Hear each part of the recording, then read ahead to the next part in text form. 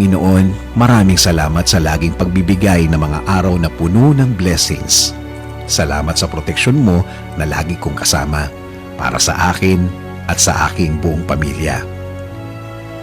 Thanks for always for your provision, your guidance and protection. Thank you also, God, for your faithfulness and love for us, Lord. Panginoon, i-bless niyo po ang aking plano sa aking buhay at sa aking pamilya. Alam ko po na lagi niyo akong pinoproteksyonan kasama ng aking mga pangarap. Panginoon, hindi po ako isang perpektong tao at alam ko po na hindi rin perpekto ang aking plano. Pero kayo na po ang bahalang mag-ayos ng mga mangyayari. Dahil naniniwala pa rin ako, Lord, na ikaw ang mas nakakaalam ng bukas. Alam ko po, Lord, na marami pa akong nadaanan para matupad ang aking plano sa aking buhay. Pero alam ko po na bibigyan niyo po ako at ang aking plano sa buhay ng tamang direksyon.